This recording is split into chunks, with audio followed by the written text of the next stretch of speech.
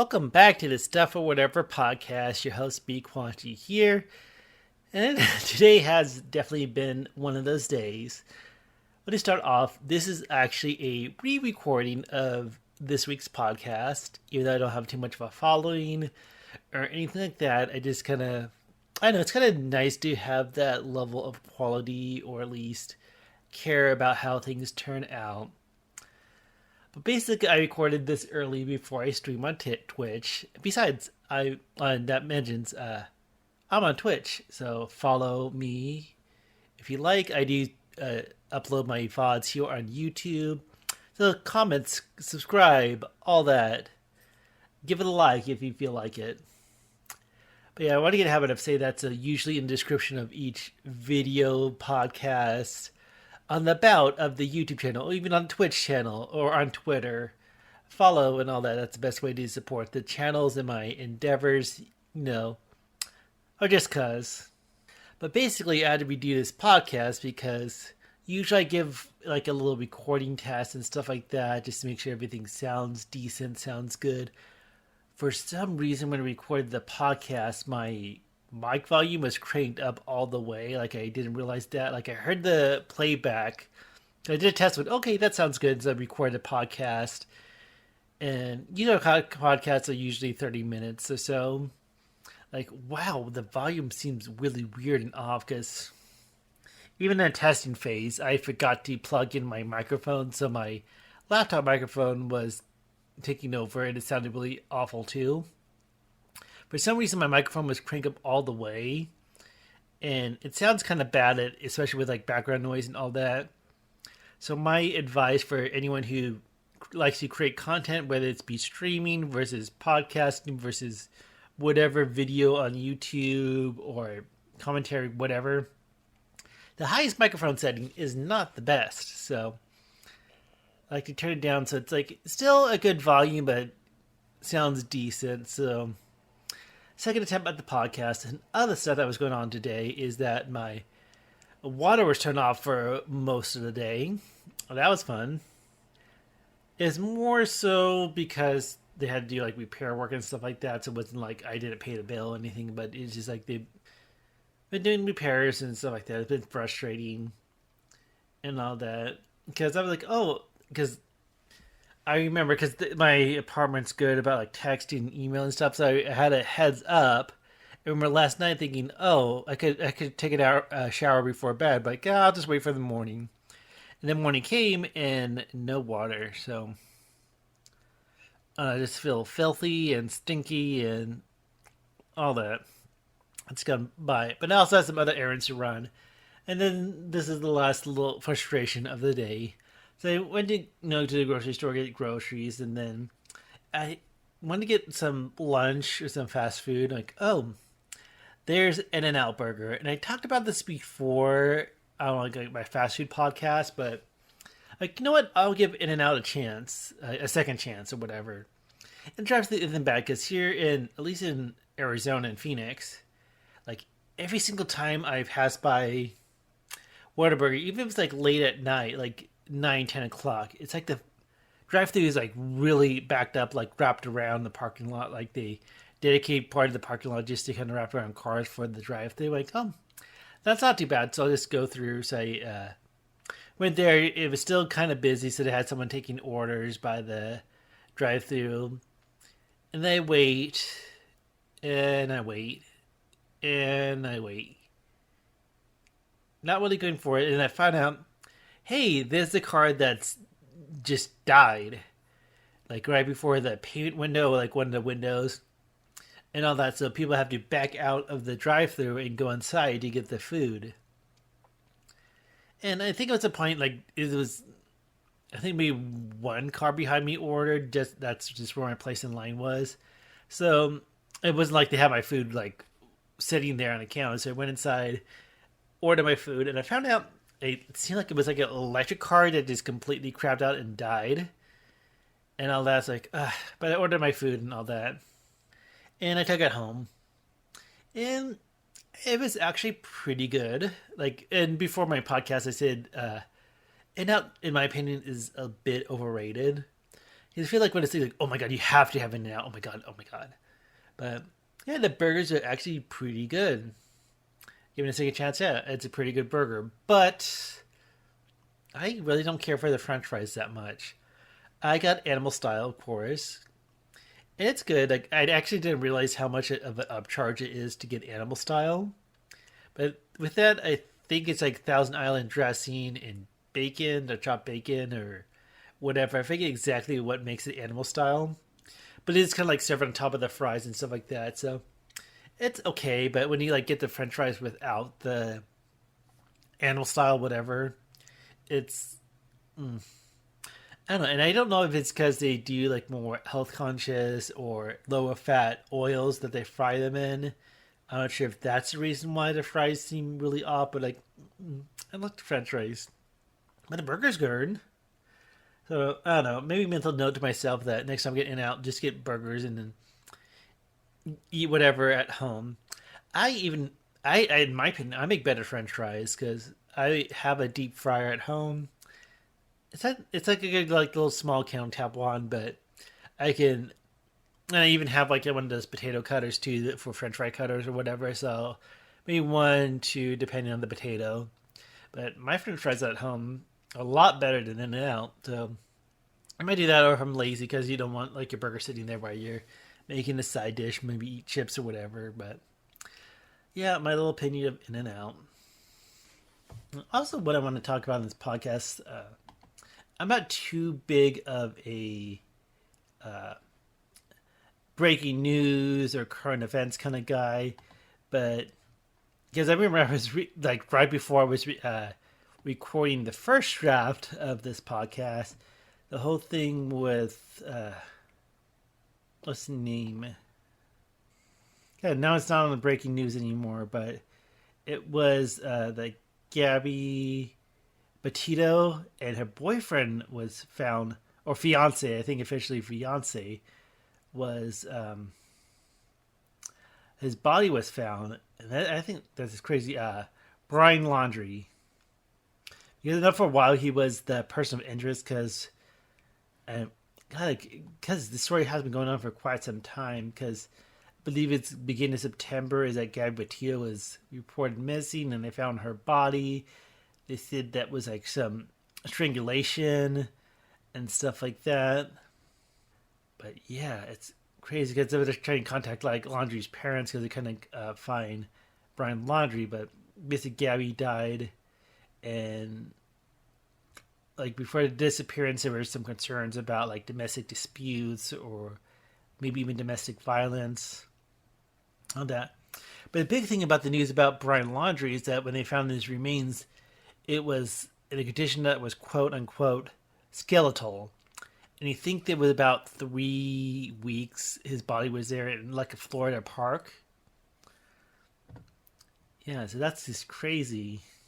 So I'm not sure if we're gonna know what happened between them, but people, especially with how I think like one of those crazy things when it comes to like the domestic dispute and stuff like that, and now this person's missing, now they turn up dead, the fiance or the significant other is a strong person of interest. So I'm not sure if like the theory is that Brian, killed Gabby and then killed himself in the way to kind of escape like punishment or anything like that. But my God, that's and I want to like I know it was kind of like a what you want to call it, like the missing white woman syndrome or whatever. Like people like really cared about like what happened to Gabby and come in with theories, but her and her fiance are now deceased. It is a crazy story, and honestly, a lot of that I've been hearing from the Philip DeFranco show. So wait to hear what he has to say. And now he usually does new episodes Friday, Saturday, Sunday, so maybe Monday. I'm not sure if he's gonna do anything in between, but my God, that it is crazy. But that's my guess. Is that Laundrie? I guess they still haven't given information about the cause of his death, but I'm not sure if like he some out of a rage of anger or anything like that did something to Gabby, and then to kind of escape the situation, done himself in. But yeah, that is a crazy story. Okay, and another thing I wanted to talk about is Squid Games, which I know everyone's talking about and everyone's watching all that. But I want to talk about it a little bit because I'm dipping into it. I do have a roommate that we're kind of watching it together, so I haven't got too far. I tried not to be too spoilers with it, but the episode I'm on is the tug of war episode. So I was not sure how many episodes are in that season, but getting a good dip in. And yeah, I really like it. One thing is, I'm wondering why it's so popular, like why so many people like it. Because I would admit it's not the most original show. It's not the great show. I think I'm not sure if it's the big shock because not a spoiler. Well, not really, but a lot of people die in the show. I'm not sure if that's why people like clamoring to it, or it's a satire, or it's a whatever you want to call it, like represents with South Korea and whatever. Or that crazy, like shocking, like hey, they're playing a kids game, but all of a sudden they get shot. Because the first episode is the red light, green light game. Like, oh, if you lose, you don't just get eliminated; you like get eliminated. I'm not sure what about it. Like, you would hear certain shows like they just go viral or go crazy popular and all that. Because looking at it, like, if I had no information about how popular it was, like, oh, it's a cool show, but I don't see it getting the notoriety that it is. But it is. Actually, I know people kind of compare it to other things like Battle Royale, although I don't think that was ever too popular. But like the Hunger Games as well. And I think part of it is like, oh, are they going to survive? Who survives and all that. That also kind of reminds me of I fell off the show, but The Walking Dead. Can you remember that was a big thing? People like talking about like live tweeting episodes or tweeting the aftermath. Because it's like one of the shows that it kind of drove to a point that, hey, anyone can die. Even though it was based on a comic first, but it was like, hey, this person can die, or they injure this character, or even a character from season one. All of a sudden, like, oh, they're dead. I think that's one thing that becomes a little predictable when it comes to media, whether it be TV shows or movies and things like that. It's like, oh, this is the main character, or like, hey, they're focusing a lot of narrative or story on this character. Of course, they're not going to die. They're not going to get rid of this character because they're still around, or they're the focus point and stuff like that. So I haven't seen like as far as along with the where I'm at with Squid Games is I haven't seen like any big main characters die. I'm sure it's going to happen. I'm sure like the main one is not, but we'll see. I'm trying not to avoid too many spoilers, but I think it'd be interesting to see a show or a movie, maybe more so a show, where like introduce like the main character, like, oh, this is where the focal point is, and then just kill him off and then like move on and transition and all that. And I think that's what gives people like that safety net, or like a loose like knowledge of the story, like, okay, this is how this rolls out. And I think that it's kind of a damper on like prequel movies as well. Like, just take offense before that movie, so of course this character's not gonna die. Like they're in dangerous situations, that shit's gonna happen to them, but not gonna die. So I think that takes away from it a little bit, but we'll see. I'm having a little fun with it, and oh yeah, I also wanted to mention I'm watching the dub version of it, and I mentioned before one of my old podcasts, the anime one, is that when it comes to like this foreign content or stuff that's put in English, I usually watch the dub version. There hasn't been too many dubs that like put me off, or like, I rather watch subtitles. And again, I did watch Parasite, that movie Parasite, subtitles because I really wanted to watch that as soon as it dropped on Hulu. But I'm kind of person like I rather just have the English audio. Sometimes I'll multitask, or sometimes I want to watch, read subtitles. Not that I'm like too visually impaired. I do have glasses and stuff like that, but it's like I rather just hear the English voice acting. But when it comes to Squid Games, I would admit that English dub is pretty bad. Like I said, I guess it feels like more like the acting of it, the emotion of it. Although it feels very cheesy at times. I think part of me is like there's a charm to it.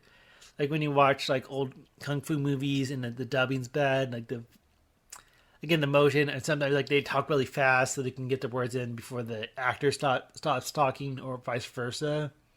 Like they're done talking, but the actor on screen is still moving their mouth, all that. So I think I'm just like having fun with it, like not taking it too seriously in terms of the voice acting, and I guess I made some interesting choices and all that. I guess people argue because I think like the original audio that it was recorded of the original actors does a lot better job because on screen the acting and stuff like that. So I think that helps a lot. But I don't know, I'm having fun with it, and I think I'm not sure if there's a huge difference in terms of like live action dubs versus animated dubs. If it's like different studios, if it's a lot harder, because I know with like animation, it could probably easily like edit the visuals so it's like the lip syncing's a little bit better. I feel like in older anime days that they had a habit of doing like one liners and stuff like that, or like the Naruto like believe it, or the Rurouni Kenshin that I am, like they add just a little bit of dialogue to kind of fill in the gaps so they don't have to edit the lip syncing too much. And I think it got a lot better. I think especially with anime nowadays, a lot of more prominent voice actors, a lot more care and stuff like that too. But yeah, having a lot of fun with Squid Game. Still have to finish that up. And also other content that I'm streaming and watching. I recently hopped on the bandwagon for HBO Max because they finally dropped a Roku app, because that's what I mostly do my streaming from. At least when it comes to my TV, is out of the Roku TV, so it's a lot more convenient. And then HBO Max dropped. They had like a promotion, whatever. Like the non-ad one is discounted for 6 months, and even then the price is not like too bad. I think when you get the ad-free one, you get more access to like more recent movies and all that. I did watch a documentary. I heard about it, and I was really wanting to watch it. But Live Action Park is a very interesting one. It's about like a New Jersey park that was like half water park, half like kind of theme park, I guess, because it didn't really have like roller coasters, but they had like maybe like go karts or like I don't know. Just see it. It's like one of those crazy like lawsuit waiting to happen, which it did. That's why I called it Class Action Park. But Action Park was the name of the park in New Jersey. And the big show, well, the shows I'm watching is Close Enough, and I really like that show. I still gotta finish it because the creator of it also created a regular show, which was also a huge favorite of mine. It's kind of funny because the creator, at least, however you want to call it, I'm not sure how much he directs or how much no show, but the creator, he was the voice of Mordecai in regular show, and he does the voice of Josh, the main dad character, and Close Enough. It's very fun. It feels almost relatable, like the characters kind of like in their 30s and stuff like that, and that's kind of where I'm at. And I like the difference between that and regular show. I feel like regular show did kind of do more like supernatural stuff and more crazier stuff in terms of kind of, because like it's anthropomorphic animals for the most part, versus Close Enough being like actual people. But they do get crazy a little bit. Like there was the devil and the offspring of the devil, and it's a fun episode. It's like based off Logan Run. No, that's it's not like too based on reality, but maybe a little bit more sitcom, a little bit more closer versus regular show. But also, since it's more designed for adults, it's more fun. I also think it's Supernatural. It was a fun episode, like Josh, because he was like into designing video games, and it was a kind of episode based off his old project and stuff like that, kind of influenced him. Very fun series. I highly recommend it. What the other stuff I gotta watch on HBO Max is the Adventure Time series, like the spin-off or epilogue, whatever. I gotta watch that. And other stuff too. So I've been having fun because one of the reasons why I got HBO Max is that I was kind of looking at what I have in terms of streaming and subscription, because like a subscription for everything these days, and I decided to drop Spotify Premium, and I hate it. Like the free version of Spotify, I don't like, but that's one of the things. Like most of the time, I listen to Spotify's on my commute to work, back and forth. I'm driving or catching the podcast, and yeah, it feels like there's a lot of ads, and there's also some frustrations too with the free version. Like you have a limited amount of skips. That's not too much of a problem to me. But one thing I didn't realize, I guess the free version you can't turn off shuffle mode, because I was trying to listen to or re-listen to Matt Watson's Ouch album. And I'll get to that in a little bit because that's a little segue for later. I was like, oh, I gotta revisit that and all that. And then like play it and it's like, that's not Matt Watson. And all of a sudden, oh. And then it skipped. So it's very frustrating when you try to listen to an album. Like I wish, I don't know. Maybe we can make like a playlist to make it a little bit easier. But it seems a little tedious to make a playlist for specific artists and albums and stuff like that. But yeah, the ads are... And then I also didn't realize you can't repeat and stuff like that. I'll go back to his song when you have the free version. Because my car steering wheel has that little thing like on the wheel. You can crank the volume and also skip up and down. Or if you listen to radio, skip between stations. And like, oh, I love this song. Let me crank up the volume. Oops, I actually skipped it. And it was frustrating. And I didn't realize that too. Like, ugh. I've also been kind of getting a habit of listening to the radio as well, but yeah, free Spotify sucks. But I don't know if I'm going to go back to premium. I don't think it's quite worth it, but we'll see. Kind of wish I had a little bit more disposable income, but that's what it is. It is what it is. And going back to Segue, talk about Matt Watson and his album. He's dropping a new one. It's probably going to drop before this podcast is published, called Monopoly. And I like his music. I actually am a big fan of Matt Watson and SuperMega, which he's a part of with Ryan McGee. So it's more like I am a big SuperMega fan, but his music project's pretty cool. It's not 100% type of my music, but it seems pretty chill. So I'm kind of looking forward to what Monopoly is going to sound like. I know he's been working on it, and I think it's going to come out next year. Because I do listen to the podcast of Super Mega Cast, which is on Spotify as well as on YouTube. Check it out. But I guess they're going to make it more of an album next year, because I know they dropped a single this year. They did like other like fun like videos and skits too that are a little bit more musical, like they did like Daddy's Boy, and other more recent one is DTF Down to Fish. So that was a kind of fun one too. So I think maybe it'd be more like a comedic album versus Matt Watson stuff is a little bit more chill. Although he did some comedic stuff too, like No Nut November last year. I think, was it last year? The year before. God, I can't try to think how time flies. But anyways, I kind of wanted to segue to Super Mega, because I was featured in a Super Mega video, kind of. This is me kind of being maybe a little bit giddy, a little bit kind of a fangirl and stuff like that. Even though this is kind of old news. Because about 2 months ago, they did like a YouTuber or whatever thing where they could do a tier list where they like rank stuff like S, A, B, whatever. They did one about fish for the like DTF video. And I commented, oh, you should do one about cartoon moms and stuff like that. And a month later, they did one. And I remember seeing this thumbnail, seeing my subscription feed, and oh my gosh, they did it. And I didn't really think much, because I remember I was working that days, but I kind of like saw the preview, like kind of clips of it with the subtitles, and like, oh my gosh, they put a little, what do you want to call it? Not like a clip, but they put a little screenshot of my comment in it. And like, oh my god, like they listened to me and all that. But yeah, that was really fun. And I don't know, it's like one of those things like, let me get that in a little bit, but like when someone on the internet kind of like recognizes you or acknowledges you, I don't know, it's like a little bit of validation.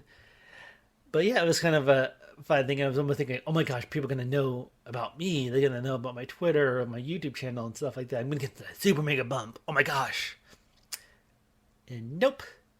Nope, that did not happen. But it's okay. It's cool.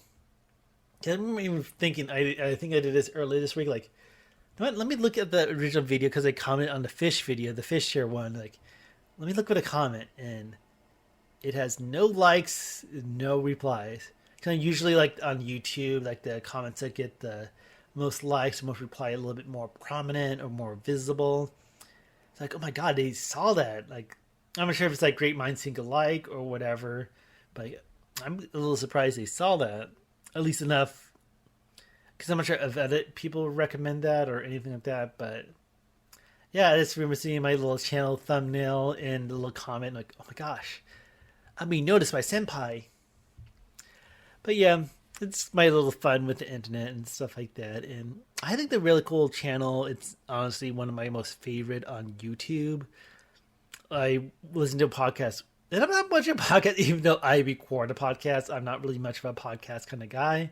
I listen to all the podcasts, and maybe it's a dream or just putting that out there. I would love to collaborate with them. Collaborate, if I can say the right words.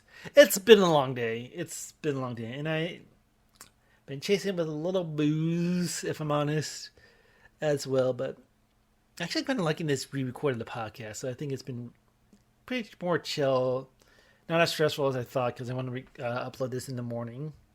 But yeah, I would love to collab with SuperMega, whether it be like podcast or Let's Plays. I do a lot of Let's Plays as well. I didn't mention them, but I think that's a big part of the channel. Not been so much lately. I know SuperMega is around the corner, so we'll see. But I know they have big projects. The SuperMega book is coming out, and I think they were shooting for maybe next month. And I know they're playing the audio version and all that.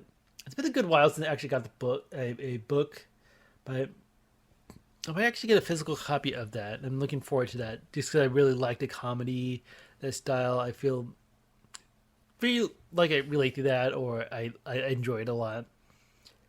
And one thing, because this is one thought I had, like when they made that video about the cartoon moms, is like, oh, that's on my comment. Like, oh, did they see all the stuff I say? Like, sometimes I'm guilty of like tweeting and stuff like that. I feel like a lot of the fan base can be a little gaslighty and jokey and stuff like that. Like, I think it's, how friends can give each other shit and it's all good fun. But when it comes to like the internet and Twitter and comments, sometimes it's hard to really read where the people are coming from. Because sometimes they're like, oh, you just give me shit versus, oh, you're just being really mean, or you're just being really rude, or whatever. Even in terms of like, I think mostly on the podcast, like sometimes you get that one negative comment and it's kind of like a big downer and all that. I think the thing is with this day and age when it comes to content versus podcasts or Let's Plays or YouTubers and stuff like that, is like they can get a big audience. And the audience feels like, oh, I know them. They're like my friends and all that. And then, oh, I can treat them like this because they're like friends with me. And that's not the case. Like, even my way of thinking is be nice, be cool. Like, don't quite go there unless you really know that person. Like, especially if you're like meeting them more directly. Like, first, like maybe catch them on the street or convention like VidCon or whatever to like, don't be a go-to being like a smartass or gaslighty or rude and stuff like that. Because some people can give shit and take shit and all that, especially if they know it's coming from a friend or whatever. Because I know SuperMega can kind of gaslight the audience too. They have that sense of humor. It's going to feel like, well, they dish it out, they should take it. But if they don't know you, that just, I don't know, it could really come off on the wrong way. But that's a little blurb, and I don't know if it feels weird being in my mid-30s, getting excited about a YouTube Let's Play channel highlighting my comment for a video about cartoon moms, but that's the case, and that's how I feel. So I'll just take that to the bank and cash that in. I guess one thing to kind of end this episode on, just a weird random thought, because I've been thinking about this old show. Well, I say old, it's not too old, but the show Drawn Together. It was kind of a fun show. I know a lot of people have mixed feelings about it because I feel like it really went lowbrow and all that. But I think it had a very fun concept, especially for this time. There wasn't too much in terms of mature content or adult animation. Like a lot of like The Simpsons and stuff like that, or King of the Hill, and maybe more towards an older audience, but didn't feel like it was like explicit or naughty or raunchy and all that. The most we had was South Park. So I think like besides South Park, we didn't have anything that was really close to that. And then Draw Together came along.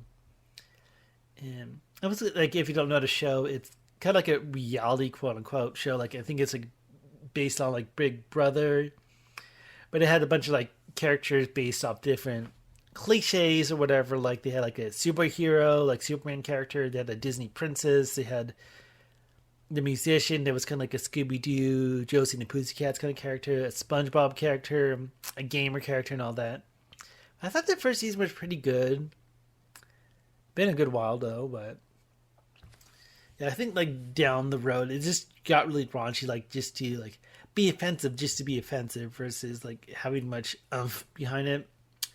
Whereas South Park, like sometimes they have meanings and morals and stuff like that too. So and they have like really outrageous moments too. But Drawn Together, I think the first season kind of decent. But I was thinking, I think it was the second episode. I know it's the first season when Xander kind of like comes out or realizes that he's gay, because when they introduce him like, I want a quest to save my girlfriend, and he's like Link from Legend of Zelda and all that. But everyone like just hears him listen to like, oh my god, he is so gay. But yeah, and then you kind of like come to terms with that. They have like a huge party with a bunch of like a lot of gay jokes too, a lot of gay characters and stuff like that too. I think maybe they kind of hits the chord with me because I think at that time I was kind of going through that little journey of self-discovery, all that. But one thing I bring this up is that there was a joke in an episode. Like, I guess the other wants to relieve stress, so it's like, oh, what's this hole for? And it's like a glory hole. And I think Wardor, the SpongeBob character's in there, and it's like the confessional, and then his penis comes through, and he's like, oh, what's this? And it's like flicks it and all that. But the thing is, when it aired on Comedy Central, is that the dick was censored. But with me, eventually I got the box sets, because I think that back at that time and day, everyone was getting, not everyone, but I was kind of thinking that I could get box sets, like the box sets of Family Guy and The Simpsons and Drawn Together for me. So I got the box set. And in the box set, it's unedited, so you can hear the curse words and also stuff for uncensored. So when we're seeing that scene, you see the penis, and I'm like, that looks kind of weird. Like, that's different. Because what happened is that I guess it was uncircumcised. I'm sure that's because I feel like a couple times your penises were uncircumcised and stuff like that. But it's also kind of like, even though it was erect, and I don't want to feel like, talk too much about erect penises and all that. But it's like erect, but still the foreskin was still covering the head, so that's why it looks so weird to me. Versus like I said, been through that journey of self-discovery. I seen a couple penises in my day. And I feel like a lot of times when it comes to uncircumcised, a lot of times their foreskin's kind of tucked a little bit, so you can actually see the head versus it covering the head. So I think that's why it looked weird. Like, my point being is that I think that's my first time, even though it's animated in cartoons, that's my first time seeing an uncircumcised penis. And I don't think I'm trying to think, I don't know, there wasn't much of a time like realizing that, and then like, oh, that's uncircumcised, but I just remembered, oh, that's why it looked like that. Oh, yeah, I don't want to give too much of my opinion because I know it can be a little hot topic, but versus circumcised versus uncircumcised. But my preference is maybe to be on the cut side. I've been in apps and all that, and it feels like a lot. I'm not sure if girls or women feel that way. I feel like a lot of guys really, really, really like uncut versus circumcised. I'm not sure that's the thing with women, but yeah, that's what I learned from Drawn Together is that's an uncircumcised penis. But I think that's going to wrap things up for this week's podcast. Yeah, it feels not too bad for a re-recording. Hopefully it sounds decent. I was almost tempted to, my first one, just to upload it, but like, it's loud and obnoxious with the microphone level and background noise. But But I think this actually turned out a little bit better the second time around. Even a lot of times on podcasts are kind of like off the cuff or stream of consciousness, but it's a bit fun. And I also want to wrap up, give us a like, comment, subscribe, follow me. I would like to see these things more develop more in the future. We'll have to wait and see, but have a little fun, just me talking out loud and seeing who listens. But oh well. Hope everyone has a great day, and yeah, I'll see y'all next time.